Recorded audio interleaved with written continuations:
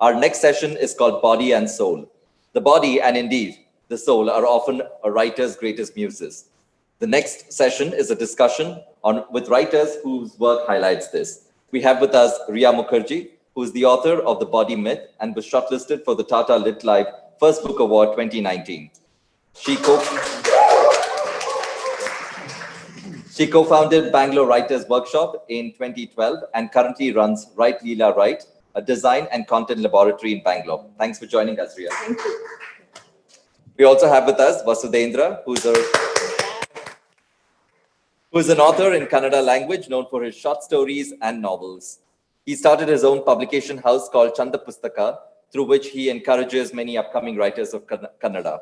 The publication house has published over 50 books till date, and these books have won more than 60 prestigious awards. Thanks for joining us, Vasudhendra. A quick announcement for those of you who have questions for our speakers, please feel free to drop them in the Q&A section. And for those of you here, you can feel free to let us know, and you can come up here and use this mic to pose your question to the speakers. And with that, over to you. Thank you so much. Hi, everyone. Thank you. And thank you so much to the Bangalore Literary Festival for making this happen. And I'm so glad that so many people came over here today. And we're going to start off a little bit awkwardly because like a few days ago, me and Vasudhendra talked on the phone and we were like, okay, so we're supposed to talk about the body and soul, and that's getting a little philosophical. So what are we going to talk about? And then we started talking and we were like, okay, TK, this is quite philosophical. And so we're going to get right into that. Yeah, maybe I can chip in there, like what I understand between the body and soul. I was thinking, like, how do I put it up? What is mean by body? What is mean by soul? So there are a lot of Hoysala architecture temple in Karnataka, right? Hoysala architecture temple is so popular here. And if you go to these temples are made of small blocks. It's like a Lego block, you know. So all of them have been assembled and then they have made the temple. And wherever you go to Hoysala temple, they tell one point saying that this particular stone, sir, so if you remove this stone, the entire temple is going to collapse. There is one stone. If you remove that one, the entire temple is going to collapse. Yeah. Nobody has tested it, of course. So, but they say that. So that is one thing. For me, that stone seems to be a soul, and the entire this looks to be a body. Yeah. And that's why I think we were saying what connects us all might be the soul. But I think we want to start talking about the body. And as writers, and obviously you have been writing queer theme books for years now. And I have, kind of stepped into that arena, kind of testing some of those boundaries. But I think what I really want to talk about with you today is like who gets to speak of desire. And in a heteronormative society that we live in, you said something very important the other day. You said, so once a person has the basic confidence to have some sense of self-assurance that they fit in and they're integrated into the society and to their family and to their networks, that's the only time where they even feel like they could express desires. Or they could express their body in context to anything, right? I think it's a very valid question. The society decides the body movements as well, like how it should be, how the desire is also to be expressed. The society keeps on deciding. Very interesting. Like I would like to bring the childhood this thing. My body language had a lot of effeminate nature, you know, so a lot of feminine this thing was there, and it was always abused everywhere, like wherever, whether it's school, whether it's house, including the mother. Why are you acting like a woman? Why are you talking like a girl? Why are you want to dance like a girl? So these things, it keeps on haunting you so much that I feel at some point I force myself on my body saying that behave in a different way, neutral way, means become more rigid.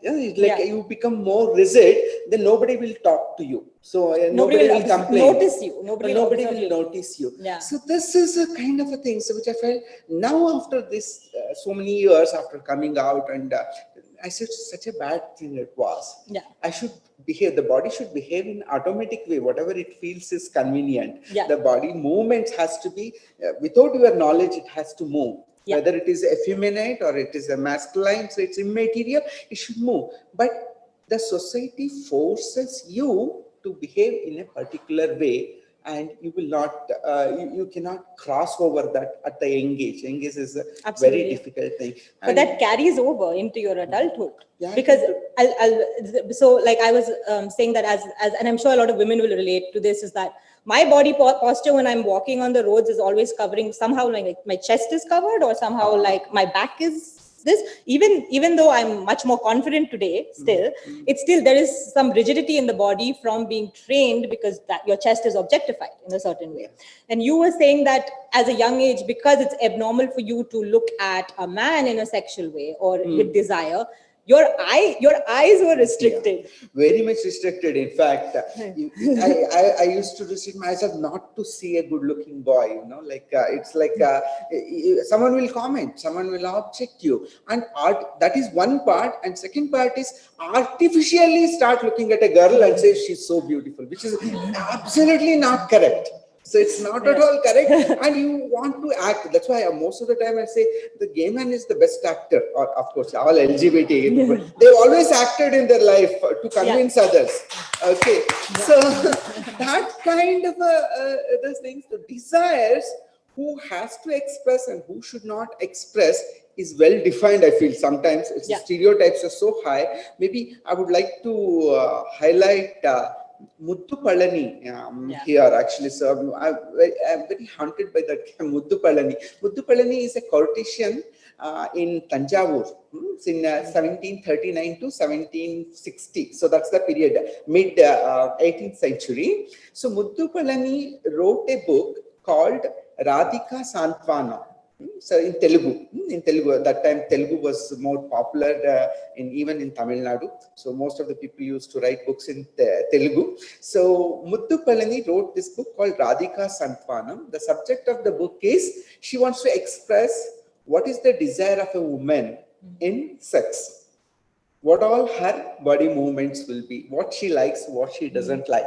So she wrote that in a poetry. Actually, Muthu Palani wrote is Radhika Santwana, and it was well received, and that's it. But real challenge came not in 18th century, it came in early 20th century.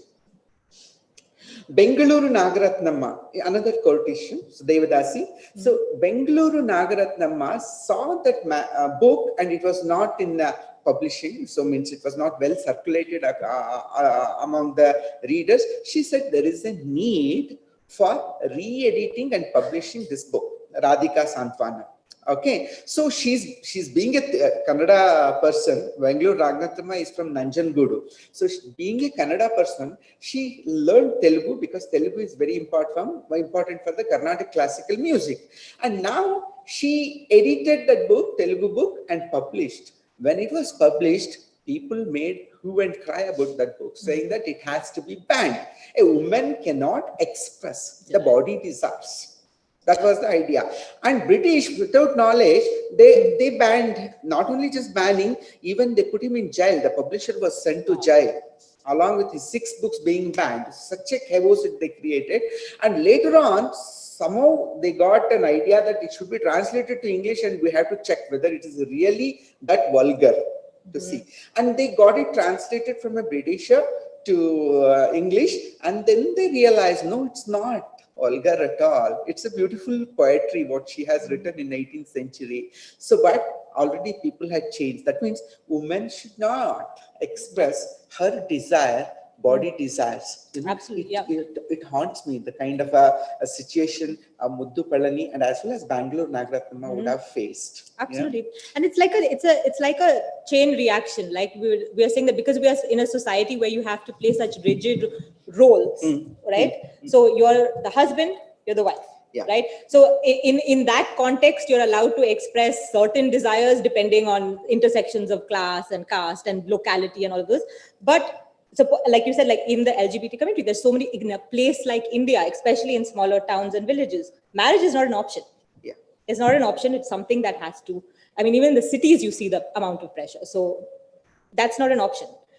But then where does the idea of identity comes? And for me, what I think is very interesting, and since I'm having this discussion with you, because you write in Kannada, and that means you are touching people far more than the English language can be accessed in India. Right? That's like a super and yet the terminology of identity, language, being gay, being queer, being the whole umbrella of that community is an alienated language that does not is now being evolving in Kannada itself. Like you were saying that you had to make up words. Yeah. Can we talk? Yeah. Can you talk a little bit about that? Because I find that very fascinating. It's like it's not that if you write it in a Desi language or the regional language, you reach more readers. It's not that you reach readers which cannot be reached by English writers. That's what I would like to see. Yeah. If you draw a Venn diagram of English readership and Kannada readership, the Kannada readership circle might be small, English might be big, but union is very small between these two. The one Correct. common union which is there, it's going to be very small in that Venn diagram. But what happened, I realized, yesterday also I spoke a bit about it, like you don't have the terminology to describe a gay man's experience in Kannada. So for that matter, it may not be there in other Indian languages also, whether it is Telugu, Tamil, it should be the same. What we are doing is we are trying to coin some new words. So to suit for the English equivalent of that. To give an example, for gay, there is no equivalent word in Kannada. So we just coined something like Salinga Premi. Some people made it as Salinga Kame, as if sex is the most important thing in there. So those things were there. They tried using the Sanskrit words, tried to coin something new. And it's the case with even in Hindi, it's the case with even Telugu and Marathi also.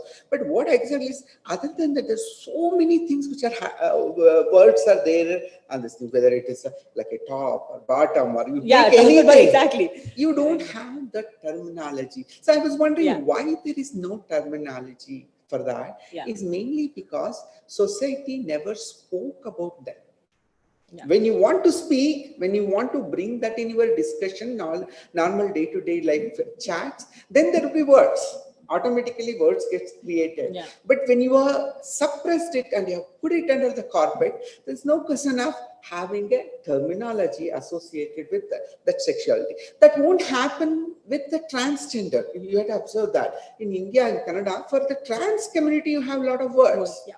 Because society recognized them, though they didn't allow them to interact inside their circle. There was a cultural integration. Even though they kept them on the outside. But they knew that they exist. Yeah. They were talking about them, and also to some extent, religiously, they were involved within the society also. Especially in Karnataka, I have seen, they come, whenever the good occasion happens, they come for doing some performance in the house.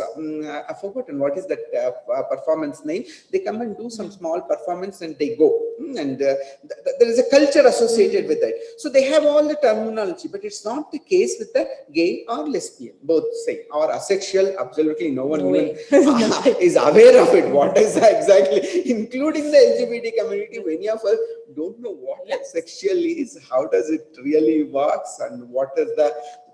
Absolutely, we don't talk at all. So when you don't talk on subjects, and there will not be any terminology associated with it, and expression of the body has to happen through some language also. Absolutely, So that's where the deficiency comes. That's where the deficiency comes. But the interesting thing for me is, and I've only accessed Indian regional fiction through translations, very unfortunately, right? Because I can't really read in any other language.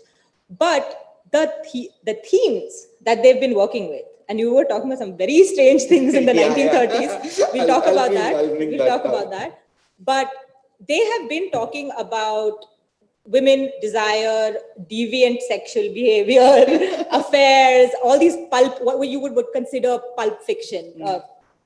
And that created a culture of, when you look at like I don't know if anyone has read the Tamil pulp fiction series and the Telugu pulp fiction series, which were translations. And that was an entire subculture of schoolgirls and mothers who would secretly read these books, and they were nothing but what you would consider very like sexual fluff. But that is how they subverted their own kind of very restrictive, role-based everyday life, because they were sitting and reading these kind of things that they were not supposed to be reading. And if you look at pulp fiction, like, you know, the typical kind of pulp fiction, what happens is there's a girl, there's an affair, there's something morally wrong that's happening, but to kind of fix it for society, something bad happens to the girl to show that the character, if the girl character is such, something bad happens. Yeah. So yeah. you can enjoy this, but something bad happens to the girl. Like that's the So, kind of true. subculture that was created. But still, it's better. Something has to be there. So if I recall some of our early classics or early Kannada books in 1930s, 1940s, or even before 20th century, even in the 19th century, end of the 19th century, I feel if we rewrite those books now, or someone writes those books and publish with the same theme, it will be easily gets banned. Okay. Yeah. So the one book, Vakdevi. So it's a book. That book theme is a prostitute in Udupi. She forms an affair with the saint of Udupi Ashtamata. That is the topic. Yeah. And they have written it so easily, and she's so intelligent. She will take him in her control, and the entire detailed activities were happen in her control, and she becomes a decisive power of the entire mutt. So that kind of book they have written in the late 19th century, Vagdevi. So, but if you can think of it now, so there's no way that I can write such kind of book. So it becomes very controversial, and immediately it gets banned. And even for that example, Masti wrote a story called Vichitra Prema in 1930s, I think, 30s or maybe late 30s. So that's the time which he wrote. What he has written is about a lady who marries 3 men. So 3 men she marries. At her death, so when she is on deathbed, she invites all the 3 husbands. So whoever all she has married is this, and she says the reason why she married for 3 men. She says one is the most handsome, good-looking man. So I need the beauty. A second man is most intelligent and intellect. So I need him as well. And the third person is wealthy. I need money for my life as well. I tried to search all 3 in one single person. I could not get a person like that. So that's why I married 3 men, she says. I wanted to enjoy all the 3. All 3 are required for a lady. And I'm being very honest, and I have not cheated any one of them. So I will die peacefully without any guilt, is what she says. And Masti has written, he's a very traditional, 30s only, 30s max, late 30s it should be, with full Nama, Mudre and all. Masti means a traditional Ayangari person, actually Masti Venkatesha. He could write that book, that story, and stand it. So that desire, so at least we need to be honest in identifying. So which I feel a lady needs, all the 3 is important for me, means maybe it's true. But somehow, the society has made a rule that monogamy is the most precious thing. But your novel discussed the other way. Can you talk about it? I think so, and I think a lot of people get caught up in the idea of polyamory being an idea where it's all about the sex. But I think what I was trying to subvert over here is the idea of roles of people in your life. Because you're talking about this rigidity of people growing up a certain way, then living a certain way, and then that not being, and then people like your friends have a role, your husband has a role, your in-laws have a role, your parents have a role, and you can't escape that thing. There's no other flexibility for you to have a identity. And the truth, and then, like in pop culture, we say you can't get everything from one person, which is true, because you can't demand every emotional need or physical need or intellectual need. Goes back to that, what the woman was saying in that book, is that you need this wide spectrum if you want to constantly grow and open up and expand our imagination of what can be. But what we're doing right now and living in such a rigid situation is we're willingly saying we don't want to expand that imagination.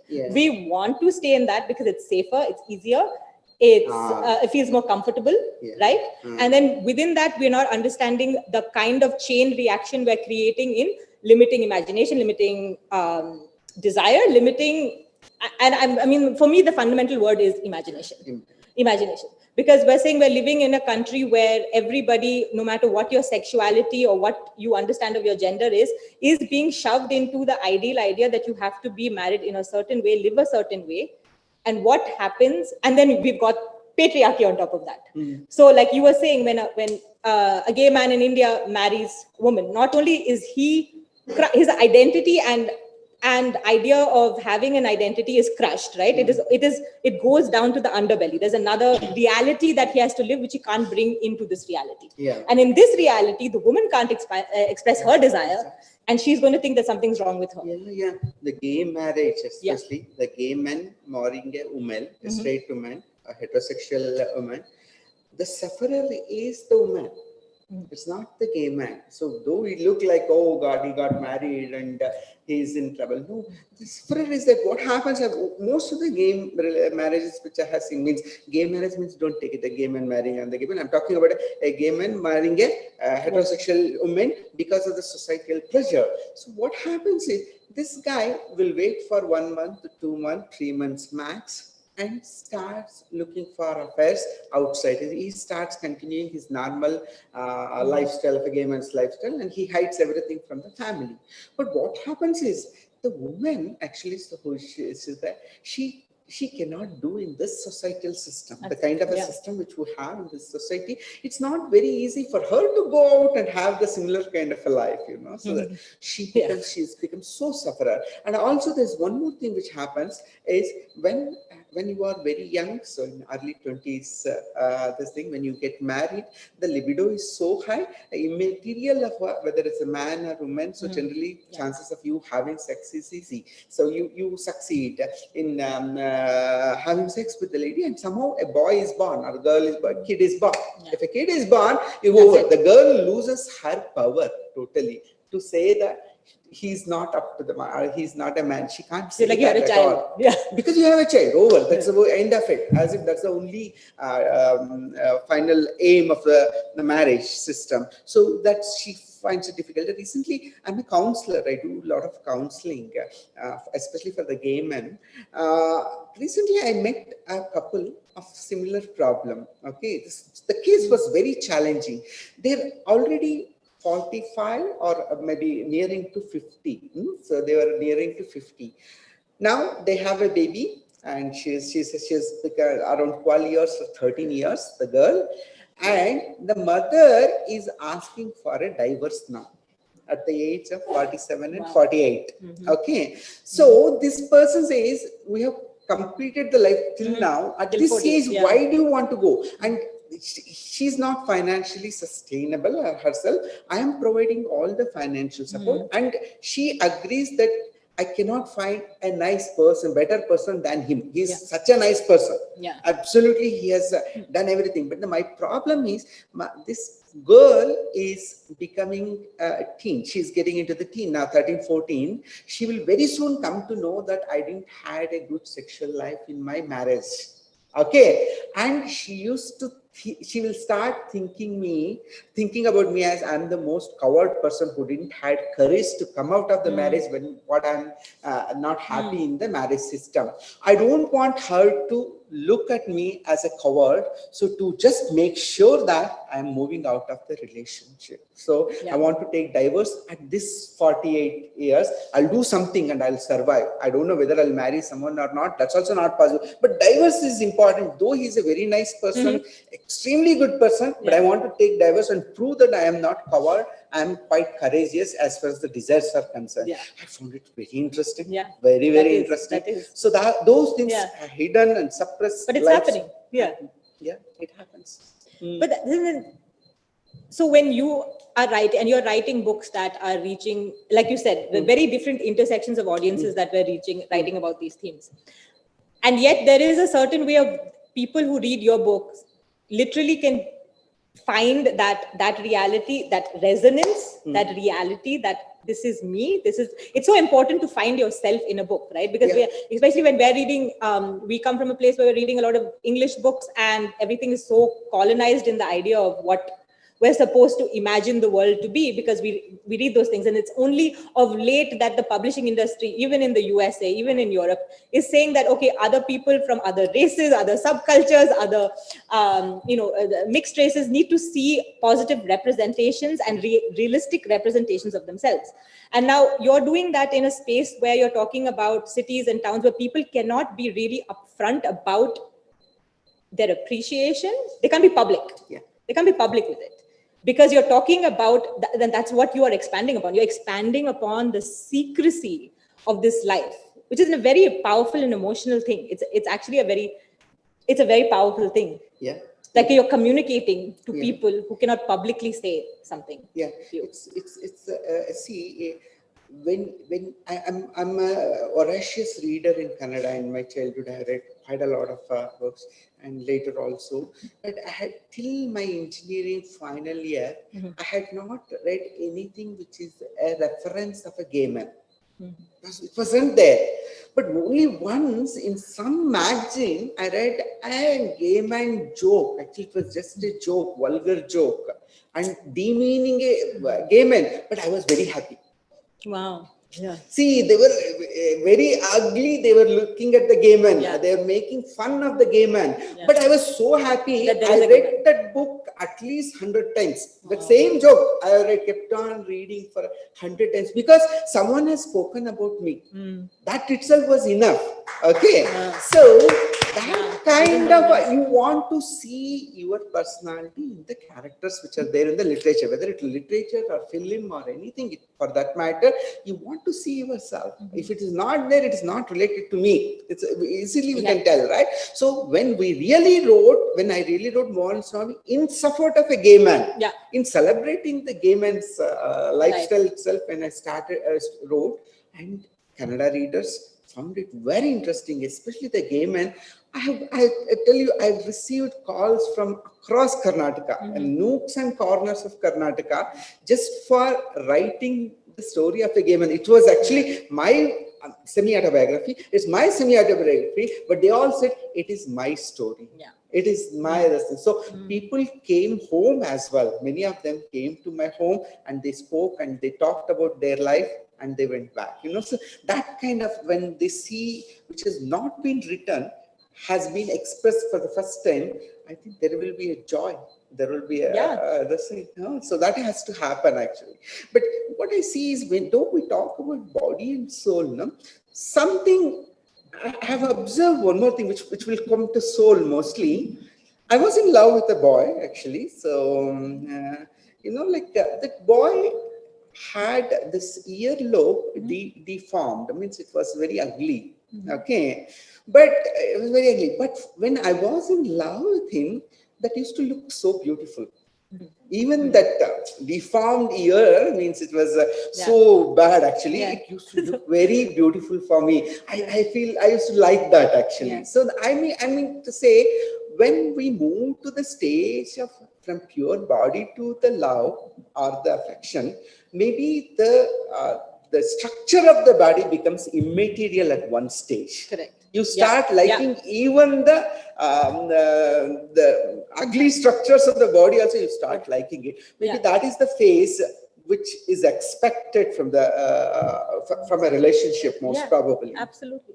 I think when I was reading Mohanaswamy in English, the English translation, I think what struck me is that when we're writing about a queer person, a gay person in the narrator of your book, but he is still integrated into the society he's grown up in. He prays to Krishna, right? He prays to Krishna, and he gets the kind of lover's rant that he goes on, because his lover is getting married to someone else, because that's what you do, and it's become very casual. Like, I'm getting married to a girl, even though we were lovers. And the kind of emotional distress and ability to completely put that out there, which might be in another context, say that's very hysterical of the Yeah. person. That is like, I mean, like, you know, it's not looked at as pure, absolute betrayal and desire. In that, like, that kind of pain Yeah. would sit much easier when you watch something like in Bollywood, where it's accepted, right? Because the woman can Yeah. do that if somebody is betrayed. But the absolute anguish of someone, of two men living together, and one saying, "I'm now getting married," and you and the character praying to Krishna and cursing everything, and that anguish that is reserved for what we usually see in a very cis heterosexual way See, is there, and there's no way to express the body's pain there, where there are more outlets for heteronormative people to do that. see, but we have to see this Bhakti Pantha movement. We call this as a Bhakti Pantha movement, where the devotion is there. Invariably, you see the men who are like generally the poets or devotional. This thing, every Bhakti Pantha has got. They have almost treated the god, the man god, as their husband. Yeah. Okay, Yeah. so already they have expressed it in, you can see in every Bhakti Pantha. I can see in Dasa, I can see Sharana, Vachana Sahitya. So everywhere that is that desire of expressing, me, take me as your wife and you are my husband, kind yeah. of a thing is there. It's there in almost all the Bhakti Pantha. So I was, that is the one, when I was reading Meera considers him as a Krishna, as a almost her husband, right? Yeah. So if Meera can consider Krishna as my husband, why not a gay man consider Krishna as his husband? So that's what I got it. So I started writing that. But finally, that when it goes to an extent that he curses Krishna, say you don't have the experience of what a gay man goes through. So you what will born you as a gay man and see how the life, how difficulties are there for a gay man, and then you prove your power. Then I'll accept you as a god, is what he says to the Krishna. So that's a point, like it comes from the Bhakti Pantha. So that's devotional gurus which we had. They've always treated the male god as their husband, and they treated themselves as a girl, which is there.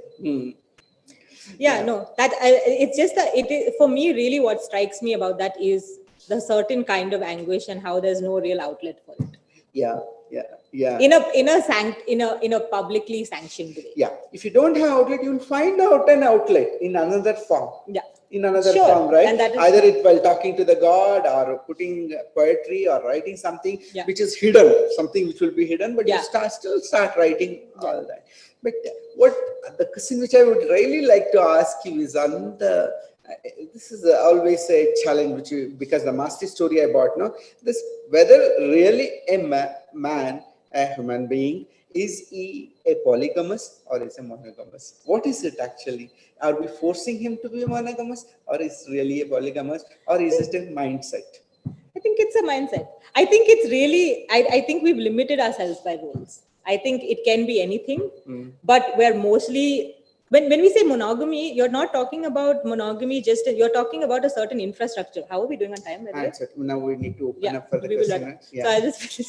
So I think we're looking at a limited infrastructure. You're looking at a series where men and women, first of all, it's looking at one binary of creating one kind of infrastructure and recreating by progeny, and so passing on certain privileges of networking, of education, of resources, and in that way you're limiting. That is why are you protecting it? You're protecting your resources. That becomes the idea of monogamy. But if you look at bonds and human bonds, I think they can go any which way, but we're not allowed, because we are so role based. And that the roles that we're forced into are so binary in nature. Even when we look at the spectrum of queerness, it is, you can't even box queerness, but we still have to, we are forced to box queerness when it's not. So this point is very nice. The material so decides your mindset. Actually, see this I can correlate with Vijayanagara period. Actually, I wrote a historical novel recently. So Vijayanagara period, and of course Portuguese and Vijayanagara. So both story between Portuguese and Vijayanagara I wrote. So what I had observed is in many of the chronicles which I have, this sati, they used to make a woman to go and jump in the fire or some other form she used to get die. So this has got mostly to do with the property. Okay, so the money is involved there because whenever someone dies in the war, someone may any of the Yuddha Veera we call, so he dies. So they used to get lot of wealth from the king. King used to allocate something called as Rakta Koduge. Rakta Koduge means Rakta means blood. Koduge means gift. Rakta Koduge. So this is a very common terminology. So they allocate a land in memory of that for that person who has died. That's why we have Koduge Halli and all. So they are all from that time only. So Koduge Halli means someone has given as a gift for the value which a person has done. Now, if she is alive, she cannot, the others cannot enjoy that wealth. Yeah. Especially the family of her parents, or it's a family of her brothers, or from the husband's brothers and all. So they ensure that she will die. Then automatically the entire property comes to you. Yeah. Okay. Yeah. So this is strongly there behind the sati. And convinced with religious this thing, saying that it is the good thing to do. Absolutely, And you will get swarga and all that, you convince, you brainwash. But finally, I see a property was there behind it. The money was there, wealth was there. To capture that wealth, this sati would have come into the practice, is what I said. I think we can open up with the... We can open up, yeah. Yeah, so it's only we have a soul. If you say that India is not having the soul, every place and every time there are many things which didn't had a soul. If I go to Vijayanagara, which we call it as a golden period of Karnataka or golden period of South India, I feel there was no soul there at that time as well. People have suffered a lot. Hunger, so much of hunger was there in Vijayanagara period. And if there is no hunger, then Purandaradasa would not have written, Kanakadasa would not have written, Ellaru Maduvudu Hottegaki, Genu Pettegaki. It exists all the time. But only thing is, as a community, we need to come forward and see how best the things can be changed. We need to fight for that. That's the only thing which we can do. Yeah. So, but I don't believe in any period of the history or any, for that matter, country is the golden period or golden place which exists. No, it's not the case.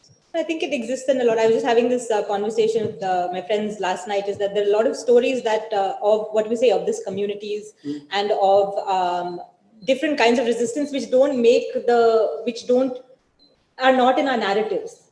Because we hear only about golden periods and, this inquest and that, and this kind of rule and this kind of ideas. But there has been song, there has been music, there has been dance, there has been celebration, there has been love. Whether it's out in the open or in the underbelly or just less talked about. And I believe like that's the connection you're talking about. That is the soul and the lack of soul at the same time happening in the country simultaneously all the time. I think that's the paradox. The soul of the society is the culture of the society, right? So, but then what is the culture? Because there's so many truths, there's so many perspectives. Each one has to find out his own way. For me, if books are there, then I have the soul. So my question is for Vasudendra. So you mentioned early on, which was very interesting, is there were no terminologies in the ancient India for gay homosexuals. But if you read a lot of texts, including Rig Veda, where they say Vikriti evam Prakriti, which means everything that's unnatural is also natural. And when you look at, let's say, Kama Sutra, and you have Arthashastra, where they mention activities, where do you think was the problem with antagonizing the entire lesbian, gay? Yeah, that's definitely. See, what you say is that even Ramayana speaks in detail about the lesbian relationship. When Hanumanta goes to the Lanka and he observes the palace of Ravana, and he says a lot of women having sex, means the descriptions, it almost describes the lesbian. And of course, gay relationship, even Manu Shastra is better. So Manu Shastra talks about if you have a sex with a man has sex with her, what is the punishment? So I felt at least he recognizes that it exists. Whereas our this in legal system, we didn't even recognize them till last year, like 2-3 years. So that's it. But when actually the British colonial rule came, they were very against of it. Not even with Muslims. So even if you look at the Mughals and all, whether it's the Babur or later on, they were all liking the men relationship, having sex with men. It was very common and it was accepted.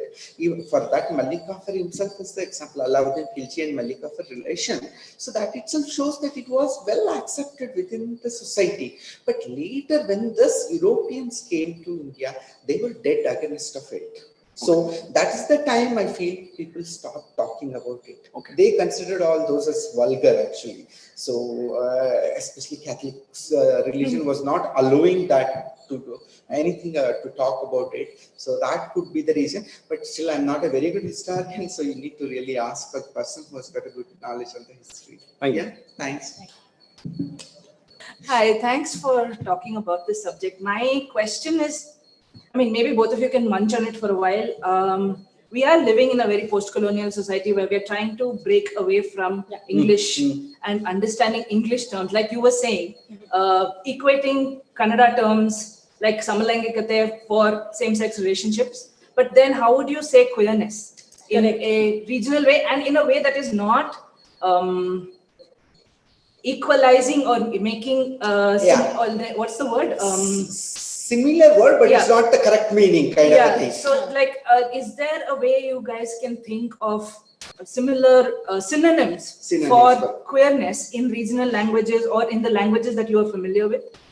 Have you given it some thought? Is it something? I tried actually while writing Mohan Swami, this was a challenge for me. Yeah. But what I finally decided is I should not so much struggle to coin the word, instead use the same word. Gay is there and I don't have equivalent of gay. I would like to use a gay. And people will become familiar down the line with the word gay or the queer. If you look at the queer word itself, the original meaning of the queer is not good. The dictionary meaning of the queer is not good. But the way we use the queer, we generally, the queer word has been used in a different way now. We assume it's related to the LGBT community. But originally the queer is something vague and disturbing. It's not correct. It's not a good word, but it has changed its meaning. Words change the meaning down the line. People change the meaning. People will make the change. So like that, Kannada, I would like to take queer directly. I would like to take gay directly. Wherever possible, try to coin the words, but don't struggle too much. All right. Expressing the views is important for me. So expressing the ideas are important. You have no, I don't, because I mean I don't write in any regional languages, but I think because I think what it's important is that people understand what you're saying instead of trying to access another world. Because in English we're going at another full speed kind of evolution within the language and terminology. Right? There's the internet terminology for it. There's the real people talking about it. Then there's English being spoken in different ways, like the way we speak English in India, the way we speak English in the USA is very different. So I think it's really more critical to be understood, which is easier, and then things evolve. Yeah, but you will have the reverse challenge. That means introducing the Indian words in English writing. That is the challenge which you have, right? So that we are doing. Many of the Indian doing that, and I'm pushing that. Indian terminology. One thing I think as writers and as readers, which is really important, is that to really embrace writing Indian words in English literature, because we never got to understand what the hell scones were when we were reading Enid Blyton. We had to open up our imagination to understand that. So why do we have to italicize idli, or why do we have to italicize sambar? I think we can conclude with what African author, there's a lady who has said made a statement recently which I loved. She has said, she's an African writer, so author in African language. She says, if I can understand Shakespeare, and you should be able to understand me as well.